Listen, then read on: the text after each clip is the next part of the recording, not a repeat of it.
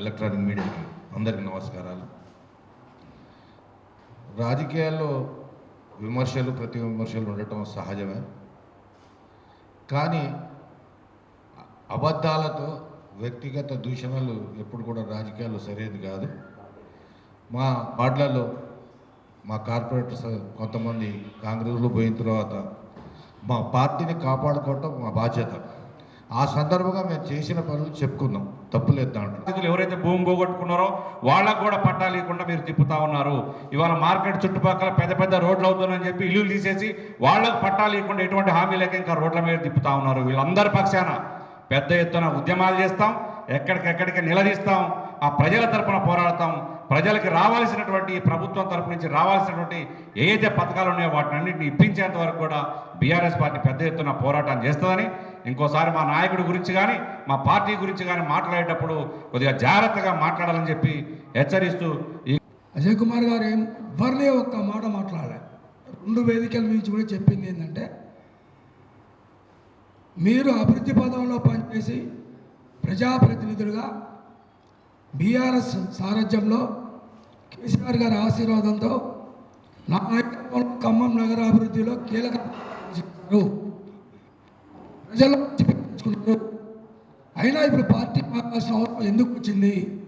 ఒకవేళ మారితే ఏ తప్పుడు వాగ్దానాలు చేసి ప్రజల్ని మోసం చేసి 6 గ్యారంటీలు 420 హామీస్ ఇచ్చి అధికారంలోకి వచ్చింది ఆ ప్రభుత్వం, కాంగ్రెస్ ప్రభుత్వం. ఈరోజు 2 సంవత్సరాల్లో అంటే 26 నెలలు, 26 నెలల్లో కూడా మీరు అందులోకి వెళ్ళారు కాబట్టి, అభివృద్ధి పదంలో పనిచేసిపోయారు కాబట్టి, మీరు అందులో పోయినందుకన్నా కనీసం 6 గ్యారంటీలు మొత్తం కూడా పూర్తిగా ప్రజలకు వచ్చే విధంగా అందే విధంగా మీరు చేయండి అని చెప్పారు. ఇందులో తప్పే ఉంది? ఒక్క మాట మాట్లాడలేను. అది కూడా చెల్లెమ్మ, అక్క, అన్న అని మాట్లాడాడు. మీరేంటి అందులో పోయిన దగ్గర నుంచి రెచ్చిపోయి మాట్లాడుతున్నారు? మీరు ఎందుకు మాట్లాడాల్సి?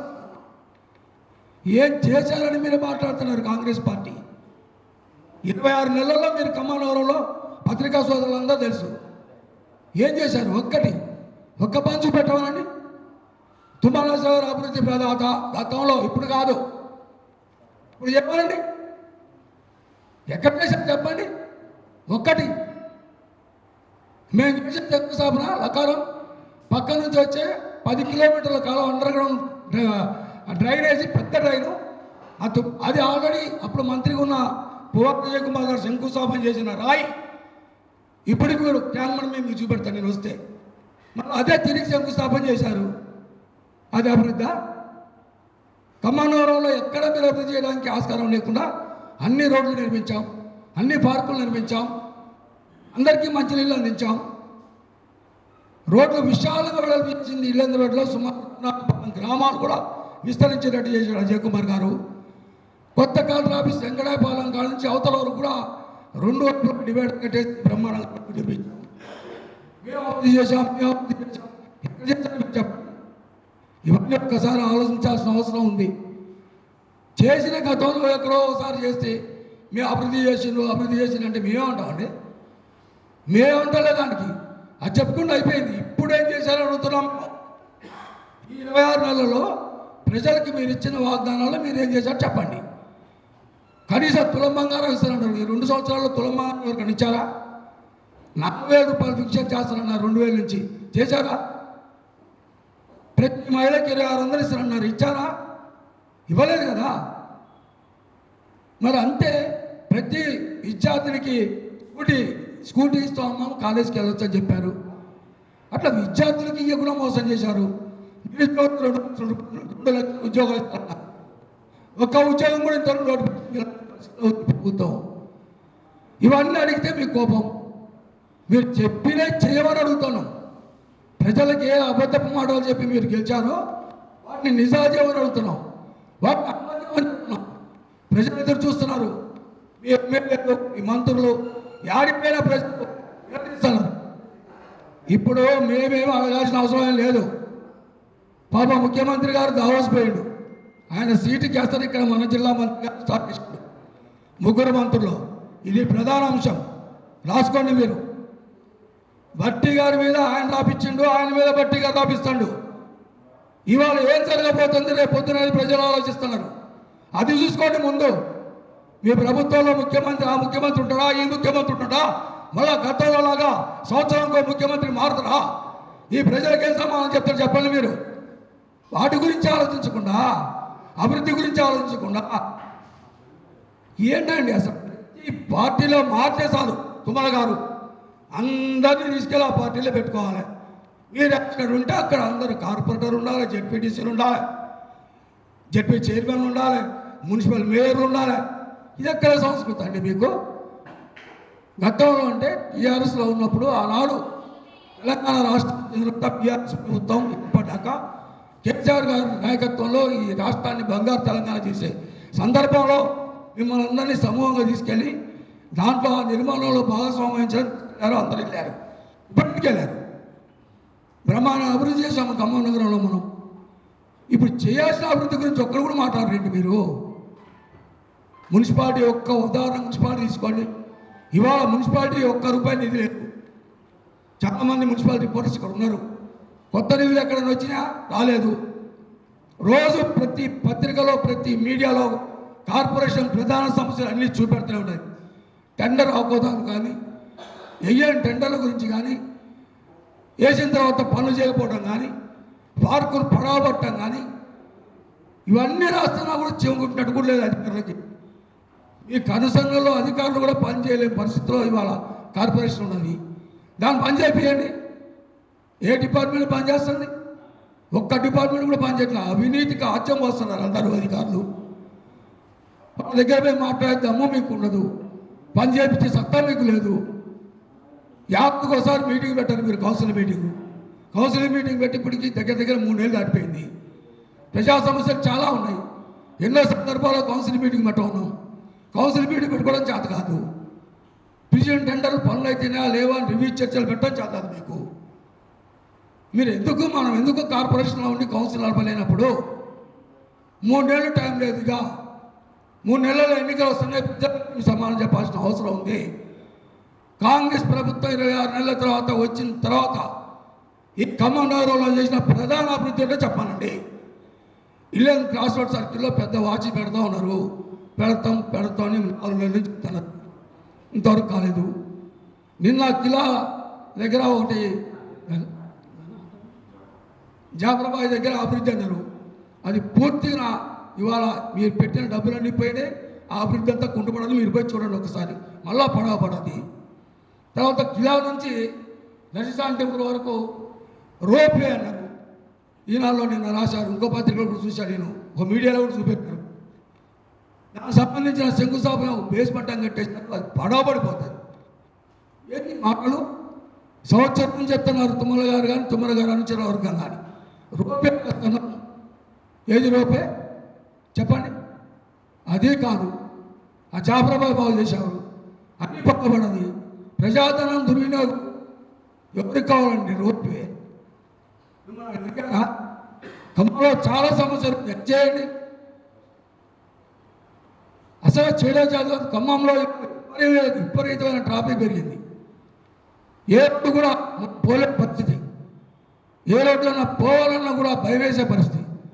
ఖమ్మానికి ప్రధాన రోడ్లు 2 ఒకటి కాపర్తి నగర్ టు ఎన్టీఆర్ సర్కిల్ నుంచి శ్రీ సర్కిల్ వరకు ఉన్న బైపాస్.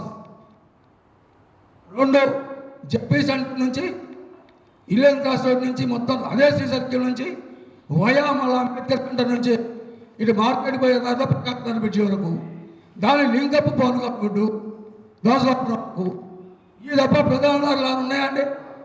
మా చిన్నప్పుడున్న రాజారు కస్బాబాద్ కానీ కమాంబాద్ కానీ అవన్నీ డెవలప్ చేయాలి. ఏదో ఒక రోడ్డు డెవలప్ చేసి రోడ్లు విస్తరణ చేయాలి. ఎక్కడ చేస్తున్నారండి? ఒకటి మమతారు 8 నెలలు, ఈ నెలతో 9 నెలలు. 9 నెలల నుంచి ప్రజలు ధూళ్ళలో పడి కొట్టుకుంటున్నారు. మీరు ఒక్కసారి పోయినట్టే ఖచ్చితంగా ఆస్మా గ్యారంటీకి వస్తుంది మీ అందరికీ. మేము ఎన్నిసార్లు చెప్పినా వేస్తున్నాం, చూస్తున్నాం. కరెంట్ పోస్ట్ జరపడానికి 4 నెలలు పట్టిందండి మాకు. ఎమ్మడ పడంగా రైలు కట్టడానికి 2 నెలలు పట్టింది. ఆ రోడ్డు నిర్మాణం చేయడానికి 1 సంవత్సరం పట్టింది అనుకుంటా. నిర్మాణం చేస్తున్నాం, వెడల్పు చేస్తున్నాం, ప్రజల అవసరం. ఇది మాటలు. చేతలు చేయండి సార్, చేతలు ఇవన్నీ చేయరు. పొద్దున్న పక్క పార్టీలు ఎవరున్నారు, ఇంకెవరు మిగిలారు, వాళ్ళని తెచ్చుకుందాం, కండవలు వేద్దాం, రాకపోతే వాళ్ళని అడిచేద్దాం, ఎటు చేద్దాం. ఇదా ప్రజాస్వామ్యం విలువలు తెలుసు మీకు. గతంలో ప్రజాస్వామ్యం గురించి బాగా గొప్పగా చెప్పారు మీకు. ఇలా ప్రజాస్వామ్యాన్ని అపహాస్యం చేస్తూ ఇతర పార్టీ కార్పొరేటర్లు అందరిని తీసుకెళ్ళి నీ పార్టీలో పెట్టుకొని నేను గొప్ప అని చెప్పుకోవడం గొప్ప. రేపు జరగబోయే ఎన్నికల్లో నిజంగా నువ్వు నీ ప్రభుత్వం చేసిన మంచి కార్యక్రమాలు ఉంటే ప్రజల ముందుకు వెళ్ళండి. 60 డివిజన్లు అంటున్నారు, 65 డివిజన్లు అంటున్నారు, బైఫర్కేషన్ అంటున్నారు, బీసీలు 42% రిజర్వేషన్ అన్నారు. అన్నీ చేయండి, చేసి ప్రజల్లో గెలవండి, ప్రజాస్వామ్య పెద్దలు గెలవండి. ప్రజలు మిమ్మల్ని నడిపిస్తారు, వెరీ గుడ్ అని అంటారు. ఇవన్నీ మర్చిపోతే ఎట్లండి? కనీసం భవిష్యత్తులో ఉన్న ఇలాంటి పద్ధతులు మానుకోవాలని చెప్పి విజ్ఞప్తి చేస్తున్నాం. మీరు వాస్తవం అజయ్ గారు అడిగింది, బీఆర్ఎస్ అడిగిన వాగ్దానాలు అన్నీ కూడా మీరు అమలు చేస్తే మాత్రం ప్రజల్లో పెట్టండి కదా. కానీ అది తట్టుకోలేక ఎదురుదాడి చేయటం అనేది ఇది కరెక్ట్ కాదు. తప్పకుండా మా పార్టీని బతికించుకుంటాం. ఆ పార్టీలో మా పార్టీ నుంచి పోయిన వాళ్ళు ఎవరైతే కార్పొరేటర్లు వాళ్ళు ఓడగొట్టడం ఖాయం. ఇది మా అభిప్రాయం కాదు, ప్రజల్లో ఉంది అది. మొన్న జరిగిన 2 మీటింగ్లు విపరీతమైన జనాలు, విపరీతమైన లేడీస్ వచ్చారు అక్కడికి. ఇవాళ మిమ్మల్ని అడుగుతుంది ఏంటి, మీరు ప్రభుత్వంలో వచ్చే ముందు ఏదైతే వాగ్దానాలు చేశారో దాన్ని అమలుపరచమంటున్నాం. ఇది ప్రజల తరఫున అడుగుతున్నాం మేము, ఏదో మిమ్మల్ని అడగటం కాదు, మీ వ్యక్తిగతంగా అడగట్లేదు మేము.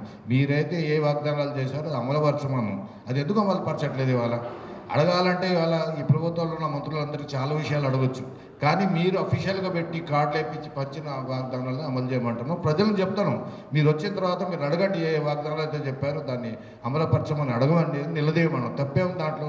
దానికి మీరు ఉలుక్కుబడి సమావేశాలు పెట్టి మళ్ళీ కౌంటర్ అంటే ఇది మిమ్మల్ని ప్రజలు క్షమించారు, ఖమ్మం ప్రజలు క్షమించారు. రాబోయే కాలంలో మున్సిపల్ ఎన్నికల్లో మళ్ళీ టీఆర్ఎస్ జెండా ఎగురుద్ది. తప్పకుండా ఎవరైతే ఈ పార్టీని మోసం చేసి, అజయ్ గారిని మోసం చేసి, కేటీఆర్ గారిని మోసం చేశారో వాళ్ళందరూ ప్రజలు నిలదీస్తారు, వాళ్ళకు రాజకీయ భవిష్యత్తు లేకుండా చేస్తారు. Thank you. ఈరోజు ఖమ్మం నగర పరిస్థితి ఎట్టుందంటే గుమ్మడికాయల దొంగ అంటే భుజాలు తరుపుకున్నట్టుంది. అభివృద్ధి గురించి మాట్లాడతారు, అదేవిధంగా పార్టీ మారిన వాళ్ళు వాళ్ళ యొక్క భయంతో ఒక విమర్శ చేసి దాన్ని తట్టుకునే పరిస్థితి లేకుండా భుజాలు తడుపుకునే పరిస్థితి వాళ్ళలో ఉన్నారు. నేను అభివృద్ధి గురించి మాట్లాడేటప్పుడు 2 విషయాలు చెప్తాను. అజయ్ గారు తీసుకొచ్చినటువంటి అభివృద్ధి ప్రదాత అని చెప్తున్న వాడు తుమ్మల గురించి కంపేర్ చేసుకుంటే కొత్తగా ఖమ్మం నగరానికి ఏం తెచ్చారో చెప్పాలి. ఇప్పుడు మున్నేరు నది మీద నడుస్తున్నటువంటి సస్పెన్షన్ తీగల బ్రిడ్జి 180 కోట్లతోటి తీసుకొచ్చినటువంటి అజయ్ గారు తెచ్చారా, తుమ్మల గారు తెచ్చారా చెప్పండి?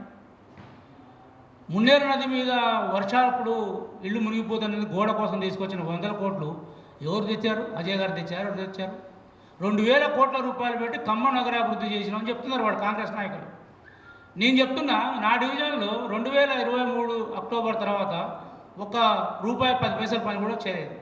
మరి అభివృద్ధి ఎక్కడ జరిగినట్టు వీళ్ళు 2000 రూపాయలు ఎక్కడ? 2000 కోట్ల రూపాయలట ఖమ్మం నగరాభివృద్ధికి తుమ్మల గారు తెచ్చి కృషి చేశారని. మరి ఎక్కడ చేశారు?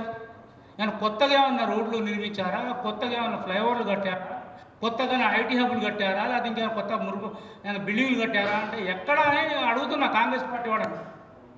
అవన్నీ చెప్పకుండా ఈరోజు నేను 2-3 ఉదాహరణలు చెప్తా. కార్పొరేటర్ గౌరవ వేతనం అనేది నవంబర్ కార్పొరేటర్ గౌరవ వేతనం జనవరి 1 తారీఖు 2 తారీఖు ఇచ్చారు. డిసెంబర్ గౌరవ వేతనం ఇంతవరకు కార్పొరేటర్లకు ఇవ్వలేదు. మున్సిపాలిటీకి పోతే ట్రెజరీలో అకౌంట్స్లో డబ్బులు లేవంటున్నారు. ముందు అది ఎత్తుకోండి, ముందు గురిగిందంటే దాని కింద చూసుకోదట. ఈరోజు అకౌంట్స్ ఆఫీస్కి పోతే మున్సిపాలిటీలో ₹1,00,000 కూడా లేవు. మున్సిపాలిటీ నిధుల్లో బడ్జెట్లో అకౌంట్స్ సెక్షన్లో ఇది 2000 కోట్లు తెచ్చి అభివృద్ధి చేశారట. ఖమ్మం సుందరంగా తెచ్చేద్దారు. ఎక్కడ చేశారు? ప్రజలు చెప్పాలా? ప్రజలు అనుకుంటున్నారు. కాబట్టి ఒకసారి పొద్దున ఆఫీస్కి వెళ్ళి అకౌంట్స్లో మన సెక్షన్లో మున్సిపాలిటీలో ఎన్ని డబ్బులు ఉన్నాయి మున్సిపాలిటీ యొక్క అకౌంట్లో చూసుకోండి ముందు. అది చూసుకున్న తర్వాత అభివృద్ధి గురించి మాట్లాడండి. అప్పుడు తెలుస్తుంది. అరే 100 మీటర్ల డ్రైను, డివైడర్స్ మనకి పెట్టండి, స్పీడ్ బ్రేకర్స్ పెట్టండి, లెటర్ ఇచ్చి 2 నెలలు అవుతుంటే అది ఎక్కడ పోయిందో తెలియదు. ఇన్ని వార్డులు ఇచ్చిన అంటాడు, ఇంకోడేమో ఏ దగ్గర నా దగ్గర రాలేదంటాడు, కమిషనర్ గారు అడిగితే నేను పుట్టప్ రాసిన అంటాడు. చిన్న పని అది. ఒకటి 100 మీటర్లు అంటే ఎంత అవుతుంది? 56,000 అవుతుందేమో. ఆ పని చేయలేకపోతున్నారు. ముస్తాబాద్ జంక్షన్లో స్పీడ్ బ్రేకర్లు అంటే అదెంత అవుతుందండి? దానికి డబ్బులు లేవు. 1000 కోట్లు తెచ్చామని చెప్తారు. మరి ఏమనుకున్నట్టు నాకు అర్థం కాదు. ఇది ఖమ్మం నగర మున్సిపాలిటీ దుస్థితి. ఇది ఖమ్మం ఖజానాలో ₹1,00,000 కూడా ప్రజెంట్ లేదు, వసూలు చేసిన డబ్బులు వసూలు చేసినట్టు. షిఫ్టింగ్ పోల్స్ కోసం 4 నెలల కోసం నేను లెటర్ ఇస్తే 1,88,000 తయారు చేస్తే అది ఇప్పుడు ముగ్గుతూ 1,88,000 చెక్ ఇవ్వడానికి డిపార్ట్మెంట్కి వాళ్ళ దగ్గర డబ్బులు ఇవ్వండి. ముందు మేయర్ గారు కానీ పోయిన మా దాంట్లో పోయిన వాళ్ళు కానీ పాతోళ్ళు కానీ తుమ్మల నాగేశ్వరరావు గారు కానీ ముందు పోయి ఆ సంగతి చూడండి. ముందు అది ఆ సంగతి చూడకుండా మా మీద మనం పడి ఏడిస్తే లాభం, గెలిపించుకుంటాం. అజయ్ గారు చెప్పింది అంటే తప్పేం లేదు. వీళ్ళ వల్ల వాళ్ళకి జరిగిందా లాభం, వాళ్ళ వల్ల వీళ్ళకి జరిగిందా లాభం అని చూసుకోండి ఒకసారి. పార్టీ మారడం అనేది అజయ్ గారు తీసుకొచ్చి కొత్తగా రాజకీయాలు వచ్చి తెల్ల ఇప్పించి సీట్లు ఇచ్చి గెలిపించినందుకు వాళ్ళకి లాభం జరిగిందా, అజయ్ కుమార్ గారికి లాభం జరిగిందా? ఈరోజు చలామణి అవుతున్న వైట్ షర్ట్స్ కార్పొరేట్ వాళ్ళకి లాభం జరిగింది. కాబట్టి ఆ బాధ మేము పెంచి పోషించినట్టు ఈ వ్యక్తులు పోయారనే బాధతోటి మాట్లాడిన మాట తప్ప ఒక తిట్టు కూడా తిట్టలేదు. నిష్ఠూరం మాట్లాడుతున్నారు. ఏ నిష్ఠూరం అండి వాళ్ళకి? మాట్లాడినంటే తప్పే ఉంది. అక్కడ చూస్తే జనాలు మహిళల్లో వచ్చిన ఆదరణ చూస్తే బీఆర్ఎస్ పట్ల అజయ్ కుమార్ కేసీఆర్ గారి పట్ల ఉన్నటువంటి ఆదరణ చూస్తే అర్థమవుతుంది. అక్కడికి వచ్చి మీటింగ్లో చూస్తే ప్రజలు అట్లా ఏం కోరుకుంటున్నారో రాబోయే రోజుల్లో. ముందు మీ సీటు కింద నీళ్లు రాకుండా చూసుకోండి, ముందు మీరు కాపాడుకోండి. ఆ పార్టీ గురించి మా అందరికీ అనుభవాలు ఉన్నాయి, చాలామందికి తెలుసు. అది జాగ్రత్తగా చూసుకొని మాట్లాడి అభివృద్ధి గురించి మాట్లాడేటప్పుడు ముందు వెనక చూసుకొని మాట్లాడండి. ముందు మన నిధులు ఏంటి, మన పరిస్థితి ఏంటి మాట్లాడండి. ఇప్పుడు జరుగుతున్న నిధులన్నీ మా బీఆర్ఎస్ హయాంలో కేసీఆర్ గారు అజయ్ కుమార్ గారు పోట్లాడి తెచ్చినటువంటి నిధులు తప్ప కొత్తగా ఏం లేవు. మన అజయ్ కృష్ణ గారు చెప్పినట్టు 12 కిలోమీటర్ అండర్ గ్రౌండ్ డ్రైనేజ్ ముక్కుతూ ఇప్పుడు కూడా ఇంకా పని పూర్తి కాలే. 12 కిలోమీటర్ అండర్ గ్రౌండ్ డ్రైనేజ్ నిర్మాణం కోసమే మరి ఏదో పెద్ద గొప్పలు చెప్తున్నారు. వ్యక్తిగత విమర్శలు మానుకోండి. చాలామంది చాలా పార్టీల గురించి మా అజయ్ నాగరాజు గారు చెప్పారు, మారుతున్నారు కరెక్టే. కానీ ఎవరికి ఏం లాభం జరుగుతుంది, పార్టీకి ప్రయోజనం ఏం జరుగుతుంది, వ్యక్తులకు జరుగుతుందా, అది ముందు ప్రశ్నించుకోండి. తాను ప్రశ్నించుకున్న తర్వాత మాట్లాడండి. కాబట్టి సూర్యుడి మీద ఉమ్మేస్తే తన ముఖం మీద పడుతుంది అనేది గుర్తు పెట్టుకొని బీఆర్ఎస్ మీరు ఇప్పటికైనా గుమ్మడిదాగాలు దొంగ భుజాలు కనుక్కోకుండా ముందు వాస్తవాన్ని గ్రహించండి మేము చెప్పేదని తెలియజేస్తూ దయచేసి మా సమావేశాన్ని కూడా అన్ని పత్రికల వారికి సమన్వయంగా వేడుకుంటున్నాం. కౌంటర్గా ఇచ్చింది ఇది మేము. కాబట్టి తప్పకుండా మా సమావేశాన్ని కూడా ప్రచురించాలని చెప్పి ప్రజలకు తెలియపరచాలని చెప్పి నేను మిమ్మల్ని కూడా సవినయంగా కోరుకుంటున్నాను.